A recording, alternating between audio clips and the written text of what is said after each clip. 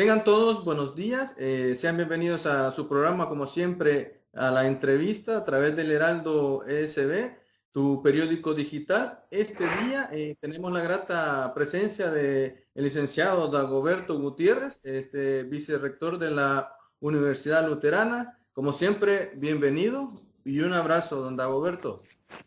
Igual a todos y todas.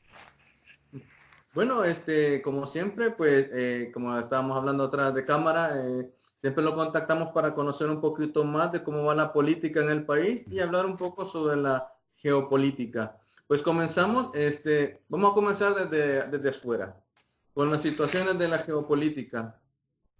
¿Qué, qué se pretende entender en la situación de la guerra comercial que ha iniciado? Bueno, no sé si se la ha iniciado Estados Unidos con China a través de su empresa con Google, a través de todas las empresas de Estados Unidos que le han hecho a Huawei. ¿Qué opinión le merece, don Dagoberto?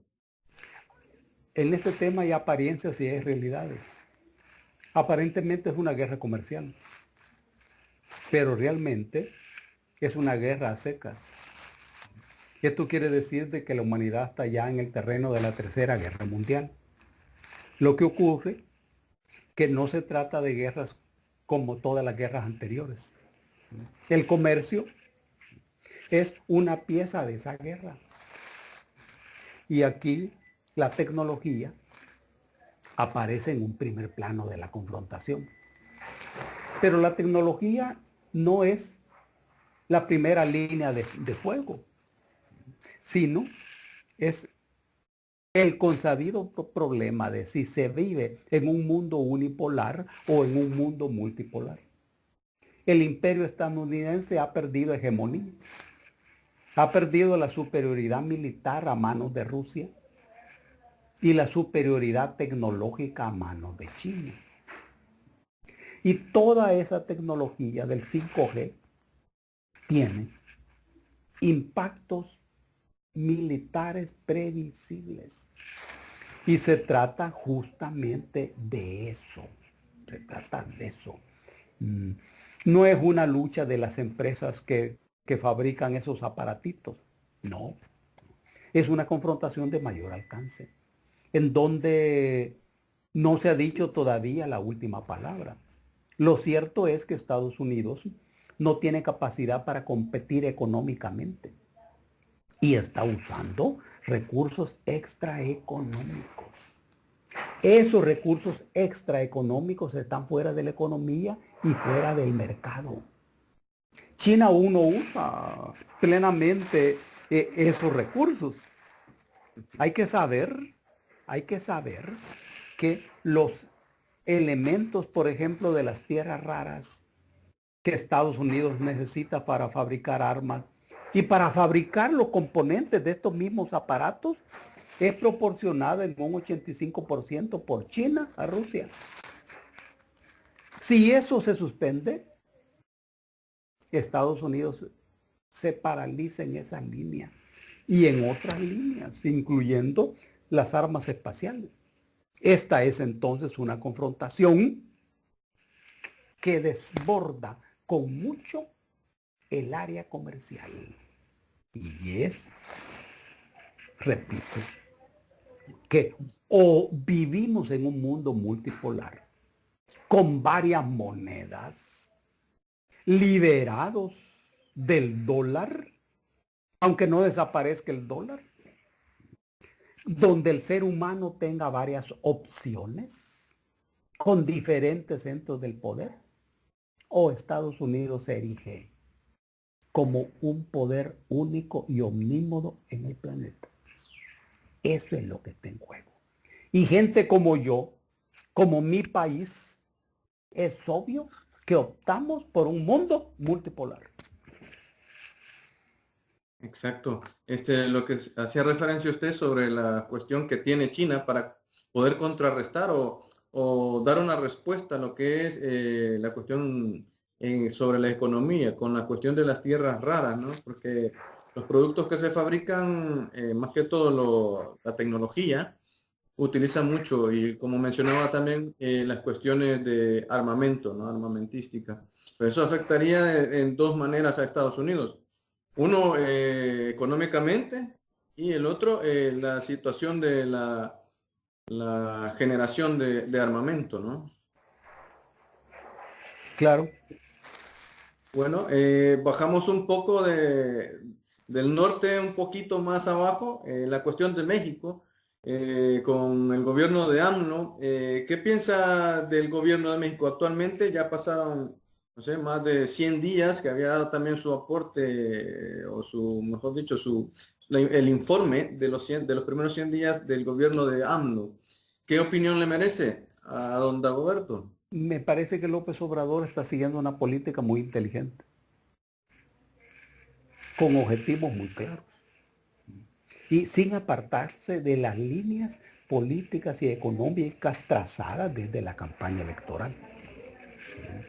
Al toro del Imperio del Norte lo torea como se debe torear ese toro, con cuidado, pero con definición y siempre con líneas claras.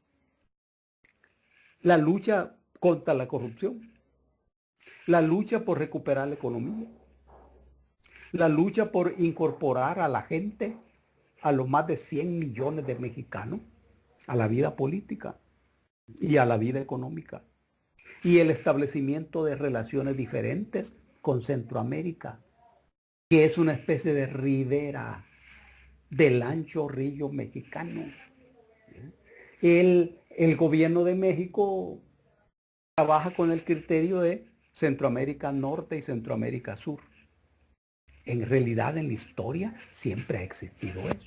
No con estas denominaciones. Los gringos hablan de un triángulo norte. Es invento de ellos, refiriéndose a Guatemala, Honduras y El Salvador. En la historia así ha sido siempre.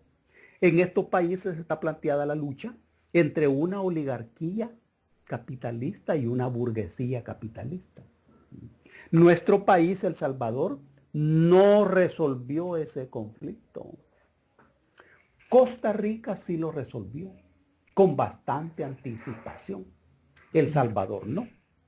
Y esa es una confrontación pendiente. En Guatemala, en la Revolución Liberal de 1875, dirigido por Justo Rufino Barrios, se le dio un gran impulso a la solución de eso. En Guatemala hay una burguesía muy potente, la más fuerte de Centroamérica. Honduras está más atrasada. A todo esto, el imperio estadounidense le llama el Triángulo Norte. Y López Obrador tiene una política muy clara. El eje de eso es el problema de la emigración. Ese es el eje. El imperio estadounidense está sufriendo lo que han sufrido todos los imperios a lo largo de la historia. Roma cayó con la mano de los emigrantes de aquel momento. Un grupo de los emigrantes llamados érulos, los érulos, un grupo de los godos invadió Roma, sacó al emperador del pelo y ahí terminó Roma. Y eran los emigrantes de aquel momento. Hoy, los emigrantes de hoy, que somos nosotros, están saltando las fronteras del imperio. A los romanos se les ocurrió las murallas. Por lo menos Adriano hizo una muralla en lo que hoy es Inglaterra, para impedir que los pictos, que son los escoceses de hoy, se acercaran al sur. También los griegos están pensando en una muralla. No les vale ninguna muralla, porque los pobres que están entrando al imperio son los pobres de ellos. Es decir, es la gente que ellos han empobrecido con su política. Y el imperio no tiene solución. López Obrador le está planteando una solución social y económica, que es la única, que consiste en mejorar la calidad de vida de estos pueblos, para que no sea necesario que se vayan de su patria. Es muy inteligente. Hasta ahora, me parece que todo eso está funcionando. Finalmente, la política exterior de México basada en la doctrina Estrada. que en 1930 estableció una nueva manera de entender las relaciones internacionales. Muy bien. Bueno, no sé si se enteró que López Obrador estaba, bueno, a España directamente, estaba solicitando un perdón, que los españoles pidieran perdón por la conquista en México. Claro, me enteré, por supuesto, y es correcto eso. No un perdón, sino 100.000 millones y billones de perdones. Y no tienen seguro el perdón, aunque lo pidan 1.000.000 de veces. Claro. Es importante porque realmente todo lo que se hizo en ese momento, pues, fue muy sangriento y obviamente hasta la fecha se puede decir de que se arrastra un poco sobre la misma cultura que se impuso de violencia también, ¿no? En ese aspecto. Hoy vamos a bajar un poco al sur con la cuestión política de Venezuela, que en estos días ha mermado, se ve en las informaciones a nivel mundial. ¿Qué ha pasado con Guaidó? ¿Se le acabó la mecha? ¿Que ya no tiene inversores? ¿O qué es lo que ha sucedido en Venezuela? Bueno, lo central no es en realidad este personaje, sino que la batalla de Venezuela es la batalla donde se está librando la confrontación geopolítica entre Eurasia y el imperio estadounidense, que ha perdido hegemonía, ha perdido capacidad de dominio en el terreno de los bienes y servicios. Eso lo tiene China. Ha perdido hegemonía en el terreno de la energía. Eso lo tiene Rusia. Y hegemonía en el terreno de las armas. Eso también lo tiene Rusia. Ahora, ese imperio perdió la batalla en Siria. Tiene complicado el panorama en Libia. Complicada la relación con Turquía. Complicada la guerra de Yemen con Arabia Saudita. Y muy complicado el tema de Irán. A ese imperio solo le queda América Latina. Hoy ellos están hablando desenfadadamente de su patio trasero. Ese deslinde de las influencias se libra hoy en Venezuela, que tiene una extraordinaria resonancia geopolítica. Hasta ahora, Venezuela ha sido sometida a todo tipo de presiones, argucias y recursos. Y en esa batalla, el imperio estadounidense se ha quedado sin relato. Este es un problema estratégico insuperable. Porque hasta ahora ese imperio era el adalid del libre comercio, el adalid de la democracia burguesa, el adalid de la democracia en general. Y lo que están haciendo en Venezuela es la renuncia a eso. El adalid del derecho internacional eran ellos. Lo que hacen con este personaje, Guaidó, es el rompimiento de las reglas elementales de la democracia burguesa. ¿Quién no sabe que el presidente de un país debe ser electo, elegido y luego electo, propuesto por un partido político, sometido a los procedimientos legales? ¿Quién no sabe eso? Sin embargo, ellos levantan la figura de este personaje. Pues eso es increíble. ¿Cómo van a hablar de hoy en adelante de esos recursos? El libre mercado. Si están robando los recursos de Venezuela en bancos estadounidenses, en bancos ingleses, hasta en bancos portugueses. ¿Quién confía en el sistema bancario de esos países? Sin relato, sin relato. Y ahí está la revolución venezolana en pie.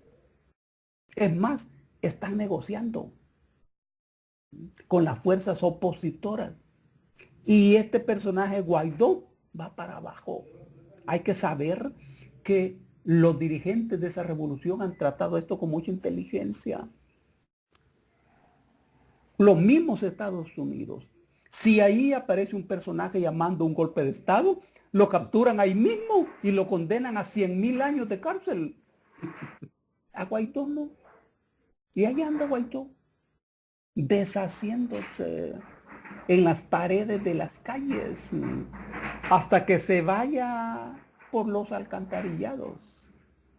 Cuando no lo capturan, hay allí mucha inteligencia. Ya hoy está diciendo que se va a incorporar a las conversaciones de Oslo. Desecho, desecho.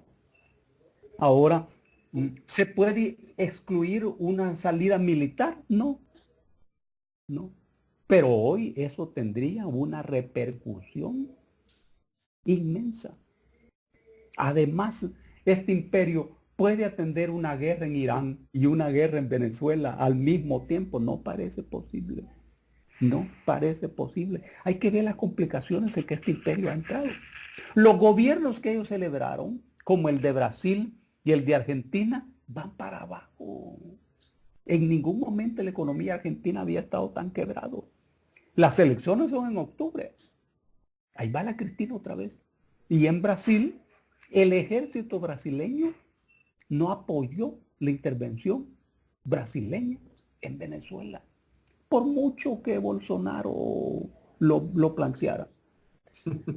Es una situación no favorable para el imperio, pero ahí en Venezuela no ha terminado todavía la confrontación.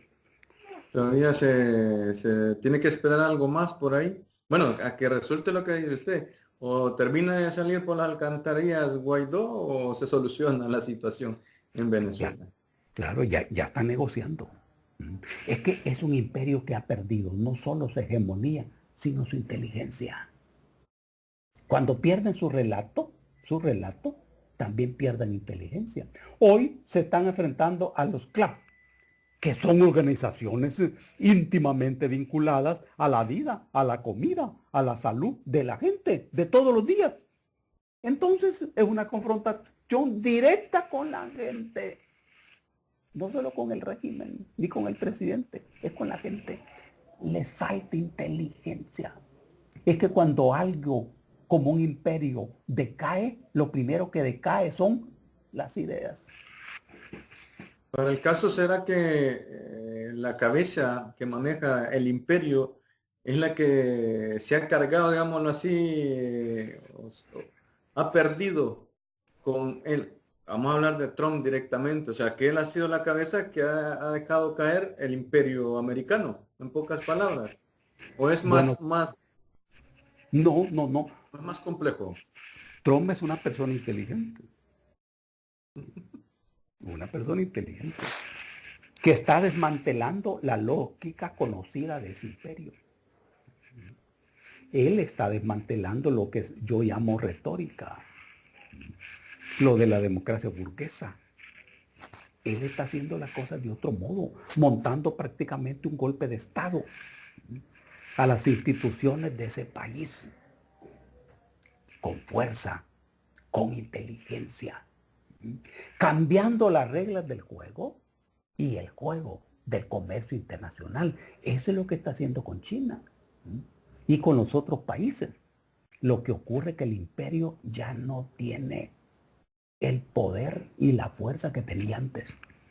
Es una buena noticia, excelente noticia para países como nosotros. Uno piensa desde su país. Claro. Bueno, no sé si ha visto las noticias, bueno, si ha llegado una noticia del Pentágono, que hoy están afirmando de los avistamientos de ovnis. No sé si será cortina de humo con la reunión que tiene justamente Trump con la gente de Japón. ¿Será esto cortina de humo por la cuestión de Huawei? ¿Qué será la cuestión de los ovnis? Esas son noticias permanentes. Además, es una cosa muy lógica, porque no estamos solos en el universo. Por supuesto que no estamos solos. Lo que ocurre es que eso es manejado por las civilizaciones con las que se tiene contacto. Pero ese es otro tema. Ese es que otro lo tema. podemos tratar Claro. aparte. Pues hablando ya de los intereses como país, El Salvador, pues este fin de semana todos sabemos que se llevará a cabo la toma de posesión del gobierno de Nayib Bukele. ¿Cómo vislumbra el gobierno de Nayib Bukele, don Dagoberto? Este gobierno ha despertado expectativas. Yo no sé si esperanzas, pero sí expectativas. El pueblo espera que sea diferente. Por lo menos diferente a los dos que han sido derrotados. Diferente arena y diferente al frente. En este sentido, Bukele lo tiene todo muy fácil. Porque no es fácil, no es difícil hacer las cosas mejores que como las han hecho estos. El tema es que no se sabe mucho qué es lo que va a hacer, ni qué es lo que está pensando. Por eso es que me parece que las esperanzas son menguadas ante la expectativa. Vos sabés que hay una relación entre la expectativa y la experiencia. Esa relación es lo que se ha quebrado en la sociedad. La experiencia es el resultado de las expectativas. Es un proceso. La culminación de la expectativa es ante los hechos concretos. Y eso está pendiente todavía. Hay que esperar. Y bueno, públicamente a través del Twitter ha hecho más que todos los nombramientos, se podría decir, de algunos funcionarios, bueno, mujeres funcionarias, algunas ministras y algunas embajadoras. ¿Es un gobierno feminista el que tendríamos con Nayib Bukele en esta parte de lo que él ha designado más bien? El tema del gabinete no es trascendente. Esa es una cosa que lo resuelve el presidente. Y todo presidente nombra de ministros a su gente de confianza. Es más, la clave no tiene que ver con las capacidades ni los talentos. No, tiene que ver con tu lealtad. Yo soy presidente, yo pongo de ministro a mi amigo de confianza, hombre, que va a estar conmigo en todas las circunstancias y que piensa como yo. Esa es la lógica. Tampoco es trascendente el que sea hombre o que sea mujer. Eso no es trascendente. Lo que hay que saber, que es la clave, lo que hay que saber es cuáles son los sectores que están representados en esos nombramientos. Eso es lo que hay que saber. Porque de esos intereses dependerá el gobierno y dependerá la política. La clave por eso no es lo del gabinete. Eso tiene bastante de espectáculo. La clave es con quién va a gobernar. Si va a gobernar para los de arriba o va a gobernar para los de abajo. Aquí no se trata de izquierdas y derechas, porque es un gobierno que aplica una política que se llama de centrismo figurado. Centrismo figurado. En una sociedad donde la derecha está desprestigiada y la derecha nueva que funcionó como izquierda también está desprestigiada. Entonces aparecer como esa derecha tradicional o como esa derecha que funciona como izquierda no prestigia. Entonces hay que aparecer como centro. Se llama por eso centrismo figurado. Pero esto es al principio. La definición viene con el hecho de saber si gobernás para los de arriba o gobernás para los de abajo. Y como esto no quiere mucha reflexión, eso se mira. Y la gente va a mirar eso. Y eso lo va a mirar rápido, muy rápido. Esta es la clave. ¿Para quién gobernás? Todo gobierno es el reino de la parcialidad. Ningún gobierno gobierna para todos. No, no. Eso no existe. Ni en el cielo. San Miguel Arcángel, que es el que pone el orden en el cielo, gobierna para los jefes de él. Y si él intenta hacer otra cosa, le quitan el caballo. Por eso es que en algunas ocasiones él aparece en un caballo blanco y en otras en un caballo negro, porque le han quitado el caballo blanco, que es el que a él le gusta. Está en el cielo. Ya, pero ¿no cree que la expectativa genera un pequeño morbo para decir algunos nombres que puedan lucirse como ministros, por ejemplo, que tengan un apoyo social, un apoyo de asociaciones reales, no solamente sacar de una tómbola un nombre y decirlo en un momento adecuado? No sé qué opinión le merece a ustedes, don Dagoberto. Es que las cosas no son así. En primer lugar, ningún ministro ha sido sacado de ninguna tómbola. No, no, hombre. Eso no ocurre en ninguna parte del mundo, hombre. Claro. Los ministros son gente de mi confianza. Y cuando nombro un ministro o ministra, lo que está en juego es la lealtad y la confianza. Ahora, el hecho de que ciertas organizaciones sociales piensen que se puede promover un candidato, no, hombre, no es cierto, hombre. No es cierto. A menos que el gobierno sea un gobierno de esas organizaciones sociales, que haya salido de allí. Entonces sí. Pero ese no parece ser el caso. Y lo más que uno debe evitar en estas coyunturas es la ingenuidad. Eso en estas coyunturas es peligroso.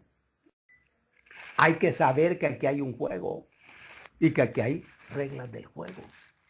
Y hay que saber que el juego es establecido por la gente que tiene el poder, aunque no tenga el gobierno. Aunque no tenga el gobierno. Hay un sector dominante y hay un sector políticamente gobernante que tiene el aparato, pero no tiene el poder. Ahora, aquí hay una desventaja estratégica que es temporal. Es que el pueblo no está organizado suficientemente. Que no hay un movimiento popular fuerte, con cabeza política clara, con un programa único de lucha. No para decirle a Bukele, necesitamos que hagas esto, no, hombre, porque es una carta al niño Dios. Y uno hace cartas al niño Dios cuando está chiquito, pero hoy no. El gobierno debe saber, esto es lo que necesitamos.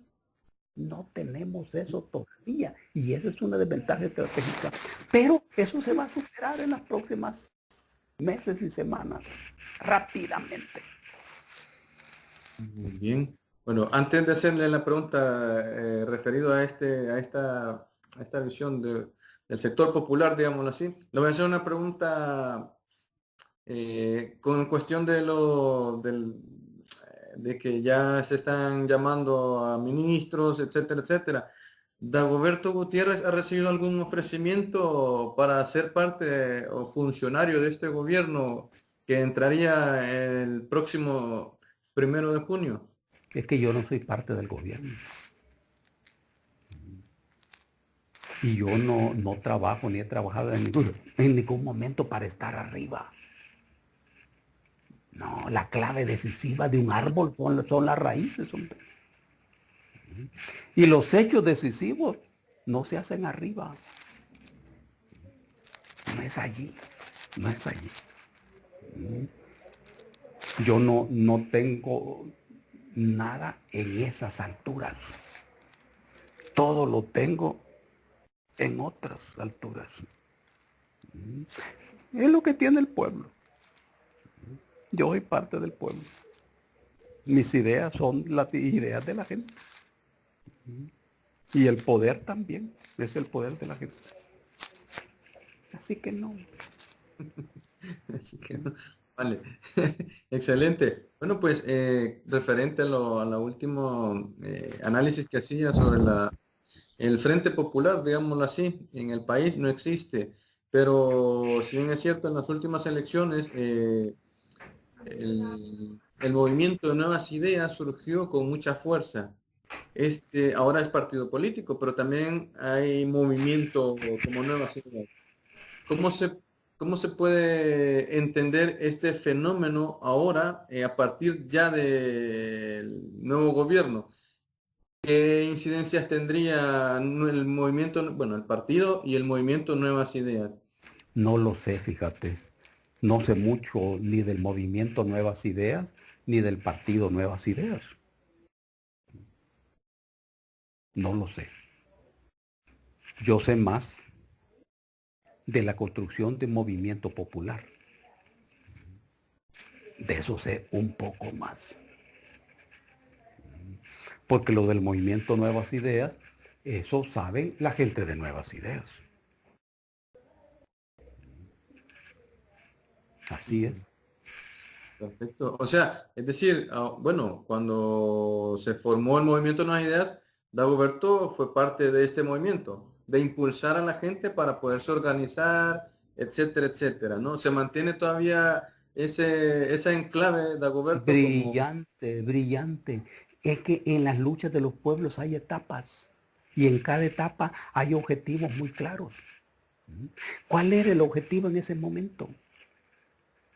Librarse de las dos culebras de las que el pueblo tenía que librarse, para construir a partir de eso un nuevo escenario político. El pueblo cumplió esa tarea maravillosamente, rotundamente, en dos etapas. En marzo del año pasado y en febrero de este año. Ahora hay otro escenario político complejo y también complicado. Pero es otro escenario donde nadie puede jugar a la izquierda engañando a la gente. Hoy todo está pelado. El rey está desnudo. ¿Ves? Y eso le facilita a la gente ubicarse políticamente. ¿Será que el salvadoreño, bueno, más que todo dentro del país, se le ha quitado el miedo a ser parte de una organización?